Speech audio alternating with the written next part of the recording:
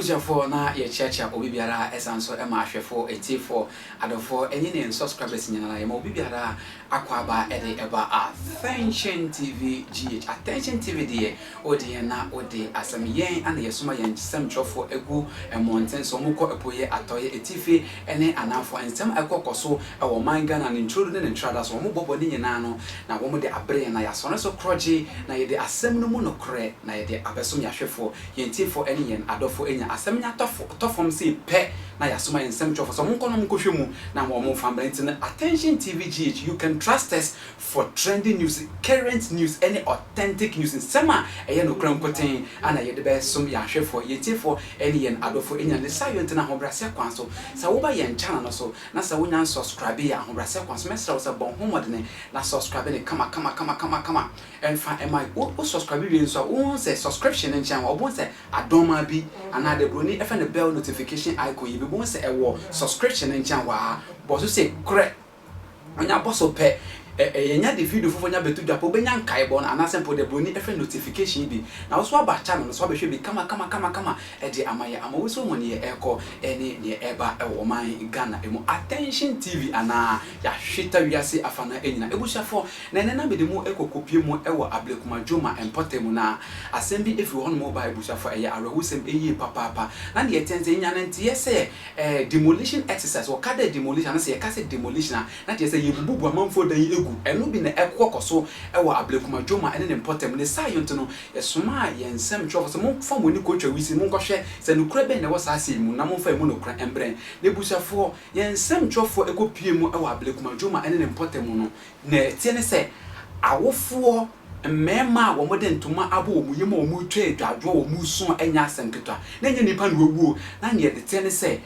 bema betimi atete ne modremu abo no homode ayedwuma den atete ni moremu edi ato cement ne bode dende ato cement ne blocks esi ni dan ya yebu egu de eye arahusem eye papa na ne yetensi omukopiem wo na tese yebububu amanfo dan egugugu na obi wesi 3-story be abrosa etoso miensa na yebu egu obi so single room obi so foundation no ato na tese yebubu ni nyina de egu eno na yensam twofo twe ben omo mububu dan na se omo ye demolition exercise na ebi so mo se aso eden na be nam so na se den na be ba ama obi be bresi ni dan na motimebu eden na egu eno na enchiremu aye hu no se waterworks for edi ababetu dwa se sa ensase na ewo Ablekuma Joma ne potemu nyina omo se yomodia na se yontunu mbebubu edani nyina atu egu eno na nam so ma Joma ahemfo so ma wo mo homo no se dabi ensase ne nyina eye den eye dia ena dani wentwentwi ne mente me hwase ne ntokwa ekokoso Ablekuma Joma anya asem ketwa na nam se mente me hwase ne wentwentwi kokoso no ena nam so ama waterworks ne wo mpanyimfo edi excavators ne machine fidi ababisisi ho no ma omububu edan wo ho nyina atu egu na wo hye mata ya wo musu na ebinim eni bebi o mo bedo mo di mo ti betompo chese eye arahusem eye papa ne buchafo ebra me mama kasa enye tentini yakọ ne nkohwe video ne bi na hwe senya yebubu amanfo dan yegu a chese enya asem kote nkohwe bi ne embra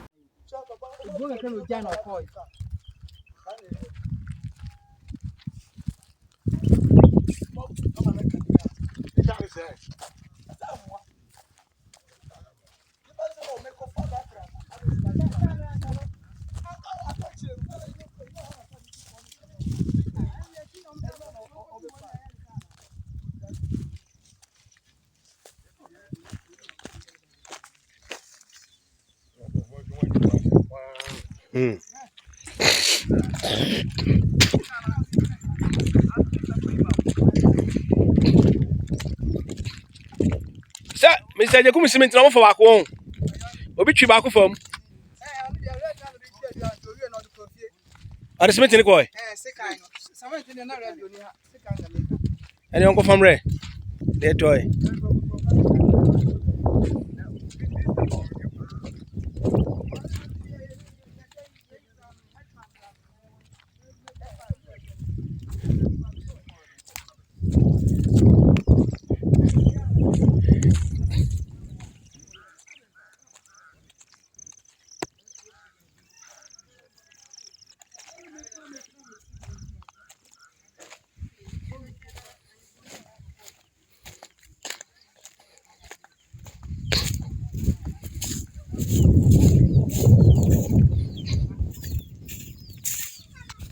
ebusha for sa pepepe ana etie Ablekuma Juma ana Ablekuma Juma ene ne potemo ho ana yede mu kopie ya hu sene amanfo esu na amanfo etwa adwo na amanfo chese asem ya babeda na asem kese enya asem keto ne sayo ntinu Juma ahemfo ne omumpanyimfo so amomom so aka enya asem keto na ebusha for yede yeni kotwa wisi bedi asem yechi na emu no kra na se ne ebesi wo mu bia no ana se ne ebesi wo echi bia no yede yemfa nkam ya hwefo ene yentifo ene ebusha for mesra wo se wonya subscribe ya ho bra se subscribe ne kama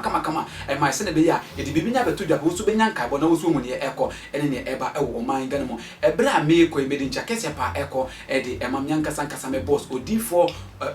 Eric akwesi entry ono no yo of benya oda asafo a e ye God Revelation Ministry ano ye me boss ono odidi o me bi edi ncha kese pa enko enfama sanso ncha kese pa enko enfama mama Queen Vase nyanka sankasa me mame nyankopon enhia ne eye papa ebusha for aha na mede mo nyina ebesi makramo